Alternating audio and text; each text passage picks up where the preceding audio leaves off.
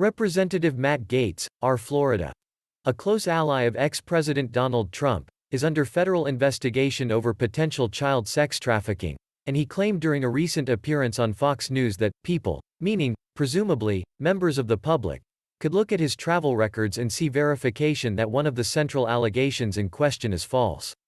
At issue, in part, is a possibility that Gaetz paid for a 17-year-old to travel with him under the pretenses of sexual interactions, which would constitute child sex trafficking. The Washington Post has concluded that Gaetz's claim that publicly available records would exonerate him is false. As the Post reports, in part, Gaetz says the records would clear his name. But when we asked to see them, neither he nor his staff acknowledged our questions. That's very fishy. Here's the bottom line. House members' personal travel and expenses are not subject to disclosure, so there would be no public records to check regarding Gaetz's private life. Personal records would reveal more details about the circumstances in question, but these records aren't public. Members of the public simply don't have access to records that chart all of the travels of a member of Congress like Gaetz. Disclosures that Gaetz did file and that the Post was able to review include reports to the House Ethics Committee and Federal Election Commission, but these filings, unlike Gaetz suggested, don't even ask for the names and information for all individuals who accompanied members of Congress on a particular trip.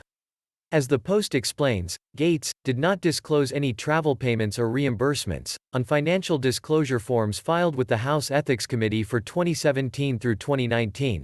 And his campaign spending reports that went to the Federal Election Commission include details like airfare costs for the fourth quarter of 2019.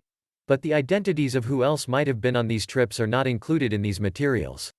The Post said that they repeatedly asked Gaetz's chief of staff Gillian Lane Wyant and his spokesman Luke Ball to show us the travel records supposedly debunking the allegations and received no response. Similarly, Gaetz did not reply to a direct text message from the Post asking the same question. The publication notes that they searched through all the available records and found nothing to support Gaetz's claim, leading the Post to conclude that Gaetz is putting up a smokescreen, falsely reassuring viewers with non-existent evidence, as they put it.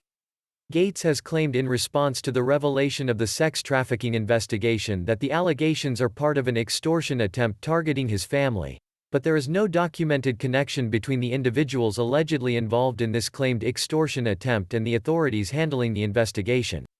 Gaetz has said that the extortion attempt got going last month, but according to reports, the investigation itself got going longer ago, when Donald Trump was still president and Bill Barr was still U.S. Attorney General.